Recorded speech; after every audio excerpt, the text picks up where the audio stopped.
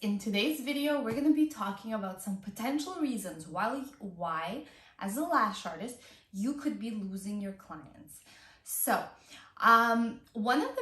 first of all, if you haven't already subscribed, be sure to do so. We come out with useful, helpful information for lash artists at least once or twice a week.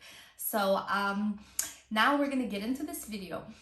The first thing I want to say is if most of your clients are coming back and you have a really good retention rate, if clients tend to meet you and then come back to you and you don't seem to be having any issues with clients dropping off, that's a really good sign.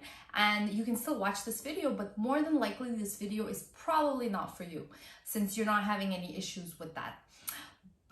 In this video, we're not going to necessarily talk about retention. We're not going to talk about lash retention or any technical aspects when it comes to keeping clients. Obviously, that's a really important one, but there's just not enough time to cover it in this video. In this video, we're strictly going to be talking about your behaviors and small things that you could do to ensure that your clients keep on coming back to you again and again and again. And as we know, the cost of Facebook ads and Instagram ads is increasing. And so it is much more expensive to acquire a customer than it was like 2-3 years ago. In fact, 2-3 years ago, it was more or less free to acquire a customer on Instagram. All you have to do is post some pictures of your lash work and you would have like multiple clients messaging you and asking you for appointments. However, now it's so much harder because you have to pay for Instagram ads, you have to pay for Facebook ads. It's not free anymore. And so each client that you get, you better maximize the lifetime value of that client, because to acquire that client, more than likely you paid either Instagram or Facebook or Google or however you do your advertising, you paid money to get that customer. So it is in your best interest and in your business's best interest to ensure that you keep that client and that the client keeps on coming back over and over and over again. Because if you have to keep paying for new customers and keep on losing those new customers, chances are your profit margins are going to be really, really slim and you're not going to be able to stay in business for very long. And then the other thing is you're most likely going to burn out because all that negative energy and the stress is just not going to be very helpful. So why? Let's get into this question now. Why are your clients dropping off? Why are they not coming back for their second appointments? So very often, the reason is within the lash artist's behavior or the way that you treat the client. Like, let me just give you an example. One time I went to get my lashes done, and I'm not gonna obviously mention any names, but the lash artist just seemed really, like, her overall vibe and demeanor, it just felt like she was bothered by my presence. Like, she was just kind of like, she didn't want to talk. She was kind of like not really making small talk. It felt like I was annoying her. It was nothing that she said. Actually, yeah, there was something she said. She actually said like, oh, I said, oh, can I go to the restroom before we start the lashes? And she was just like, well, you have to hurry up because I only have 2 hours before my next client comes. So if you take too long, then it's going to be deducted from your lash service. I'm not going to be able to do like as many lashes. And I was just like seriously, like, I'm paying you money to do my lashes and you're making me feel like you're doing me a favor. Like, that's just how it felt. Like, it felt like she was doing me a favor. And so that experience just really put me off, because it just felt like, overall, it just felt like I was, how can I say this? Like, I just felt like a client, because before that I never really had that experience, but I really felt like a client. And obviously the lashes she did were beautiful. The lash retention was like a month, which was like really, really good. My lashes lasted forever. I got tons of compliments. She lived like 10 minutes away, which was like so convenient. Her hours were good, but I never went back. because her customer service, and not just her customer service, but just like her overall demeanor, the way that she treated her client was really off-putting. So it got me thinking, you know, like a lot of lash artists that aren't even that great, or like, I mean, yeah, they're good, but like their lash work isn't necessarily like fantastic, but yet they're always booked.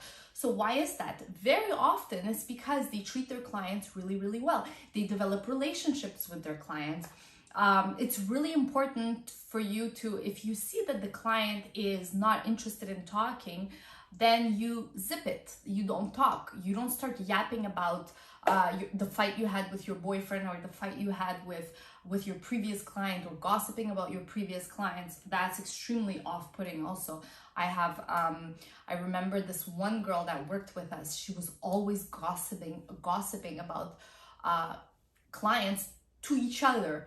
And so many clients mentioned that to us. They were like, she's been talking about like a lot of your clients, like how come she's doing that? What if she's doing the same thing about me? Because obviously that's what clients are gonna think. They're gonna think if you're talking badly about other clients to them, you're gonna do the same thing about them to someone else. So just keeping these little things in mind is so incredibly important, because you really want to create the best experience for them as possible. So I know it's not always easy to talk throughout the lash service. If the client really wants to talk and she really has something on her mind, it's all about the way you speak and the way you say it to them. Like you can say it really nicely.